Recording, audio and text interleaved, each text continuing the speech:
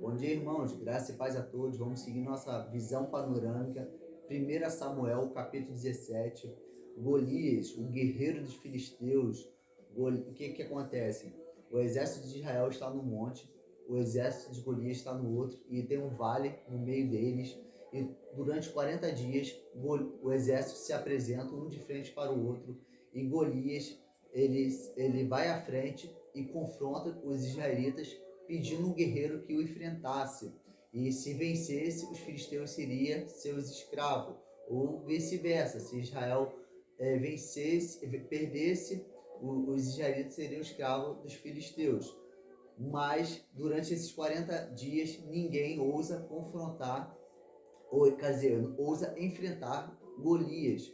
E a Bíblia deixa bem claro que Golias ele era um homem muito alto. Fala que ele tinha 6 côvados e 1 palmo, aproximadamente 3 metros e um pouquinho. Algumas Bíblias vão falar de 3 metros e alguns estudiosos vão falar de 3 metros e 46 centímetros, outros vão falar menos, mas a questão é que ele era muito alto para o padrão normal dos homens, e ele estava com uma armadura super pesada. Fala que a ponta de sua lança havia não sei quantos quilos ali de ferro, e a sua roupa era roupa de bronze, também muito pesado, algo que um homem normal não suportaria o peso dessa armadura toda que estava com Golias, fora o escudo, a espada, e ele tinha também essa lança. E aí Jessé mandou que o seu filho Davi fosse até os seus irmãos e levasse comida para eles. E Jessé tinha 3 filhos alistados com Saul, que era Eliabe, Abinadab e Samar. Esses 3 irmãos eram do exército de Saul, mas nem eles ousavam enfrentar Golias. E a Bíblia deixa claro também que no versículo 14, Davi era o mais jovem e os 3 mais velhos tinham seguido Saul. Davi ia e vinha do serviço a Saul para cuidar do rebanho de seu pai em Belém. Então vê que Davi, o coração de servo dele, ele servia tanto a Saul como também continuava servindo a seu pai, cuidando do rebanho de seu pai. E aí Davi chega exatamente no momento que Golias está confrontando o exército de Israel, e ele então, resumindo, ele resolve enfrentar esse grande guerreiro e vai até Saul.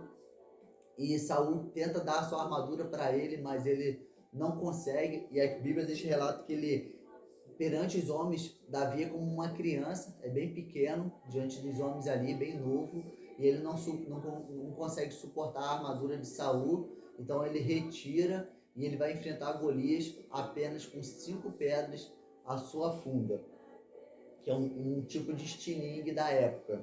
E aí, olha o que Davi fala a respeito de Golias. 26. Davi perguntou aos homens que estavam com ele: o que se fará aquele que abater esses filisteus e afastar a vergonha de Israel?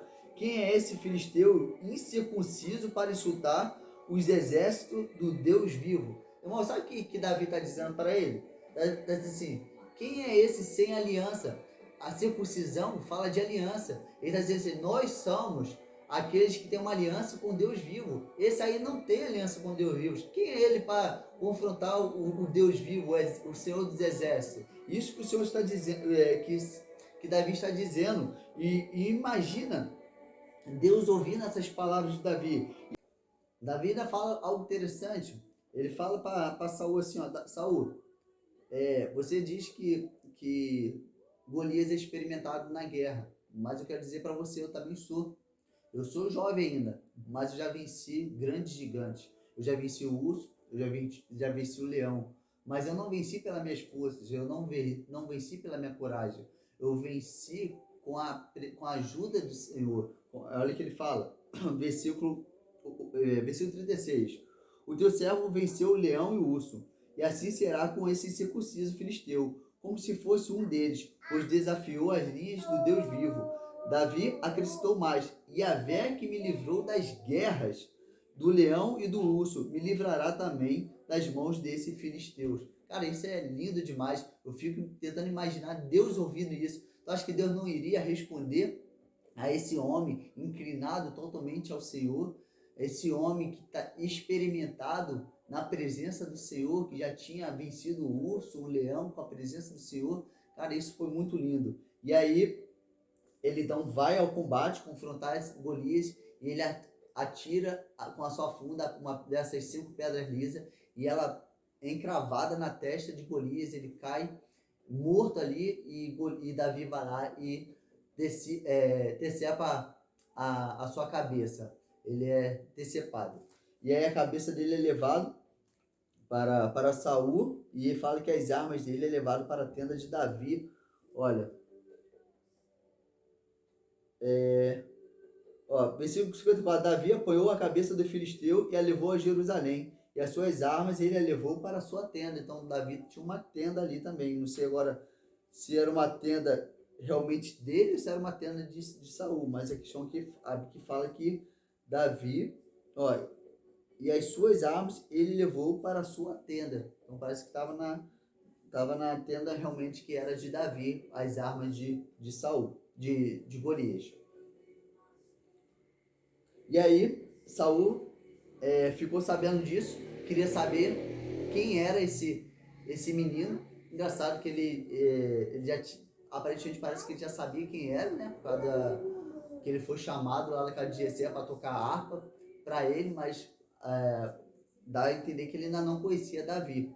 E aí aqui ele pergunta a Abner, o irmão de Davi, quem é, mas Abner o ignora totalmente e não responde quem ele é. E aí, versículo 57 fala assim, que Davi voltou, depois de ter matado o filisteu, Abner o tomou e o conduziu à presença de Saul. Davi trazia ainda na mão a cabeça do filisteu. Saul lhe perguntou, jovem, de quem és filho? Davi respondeu, de teu servo Jessé, o belemita. Então nós terminamos o capítulo 17 com essa vitória de Davi, um homem segundo o coração de Deus, um homem que é servo, um homem que tem uma identidade em Deus, ele serve o Senhor dos exércitos, ele tem uma aliança com o Senhor. Ele fala, esse filisteu aí, ele é incircunciso, ele é sem aliança. Eu não, eu sou circuncidado, eu tenho uma aliança com Deus vivo. E olha o que ele fala ainda para Golias. Ó, isso aqui, versículo 45.